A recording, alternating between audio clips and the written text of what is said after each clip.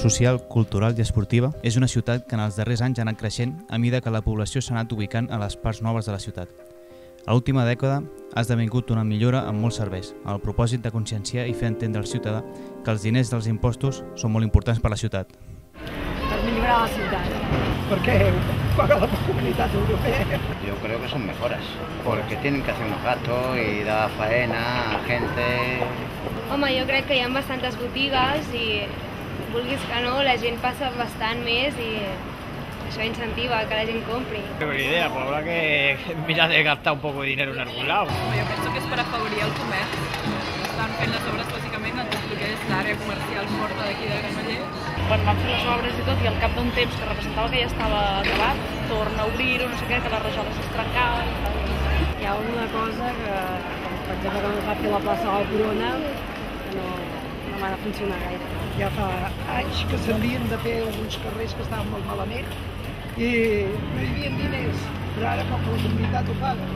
Jo que tinc nens, crec que el parc que han fet pels nens massa petit per l'espai que podien haver aprofitat. Queda massa petit. Todo lo que sea mejorar la ciudad, pues mucho mejor. Como para pasear la gente, me parece muy bien. Para luego para circular con el caos que hay en Granollers a toda hora, contra más calles vayas cortando, peor todavía.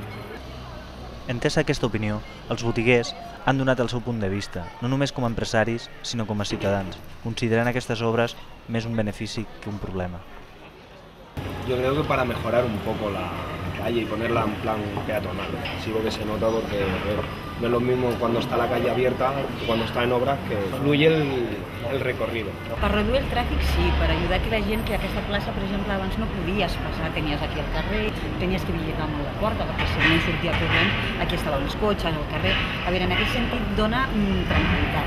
Més clients? No ve, però sí dona vida. Desde que no está el cine mundial de aquí, era un día nada. He tenido la terraza en mitad de la plaza.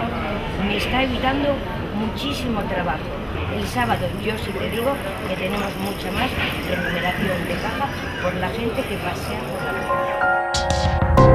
Des de l'Ajuntament es tracta aquest tema des d'un punt de vista satisfactori, tot entenent la preocupació dels botiguers per la durada de les obres. Les millores realitzades beneficiaran a tothom. Toni Morales, Rafael Arjona, CETUC.